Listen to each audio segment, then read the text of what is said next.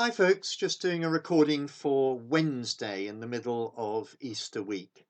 And I thought I'd just say a little something about the virus itself and our response to it. Because I think a lot of people are finding this quite difficult. I mean, first of all, nobody knows where the virus is. You might even have seen some little videos, a sort of simulation of when you touch a door handle. You've either picked up the virus or you've left it on the door handle for other people. So a little sort of pink sheen all over the handle.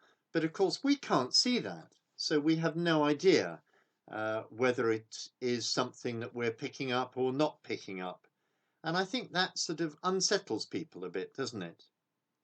And also the business of how risky really is this?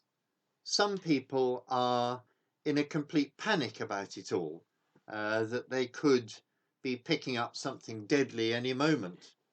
There are other people like our NHS workers and other vital professions who are frankly exhausted, tired out.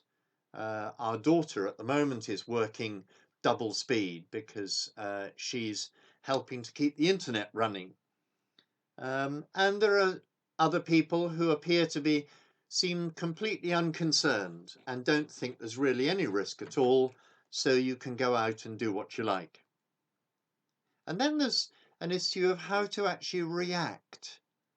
Some people are very, very frightened by it all. They think this is one of the worst things that's ever happened to them.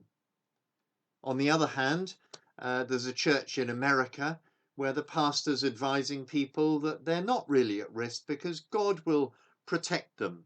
And all they need to do is pray and maybe even blow it away or trust in the hot weather or something like that. Folk are finding it difficult to know how to react. There was an article in the paper yesterday saying part of the problem is these days we're glued to the news, aren't we? We're getting almost too much news.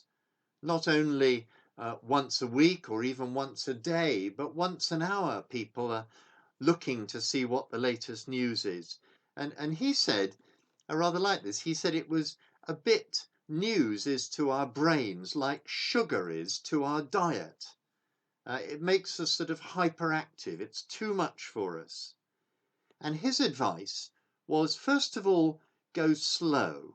Don't have too much news piling in on you all the time and be in a constant state of anxiety. He also said, try to go deep. In other words, don't just read the sort of the first headline, but look deeper into the stories. Try and find out the story behind the story and learn about the other factors involved. And then thirdly, he said, and I really like this, he said, go local in your news. Because so often we just see the national or even the international news. But he said, what about the local news in your area? The things that are happening just down your road? Because those are important too. And they're not to be neglected as less important.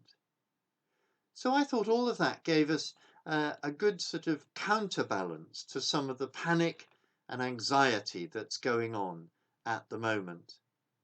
Let's pray about it. Let's stay close to the Lord, because in the end, He's the one who is worthy of our trust and of our concern.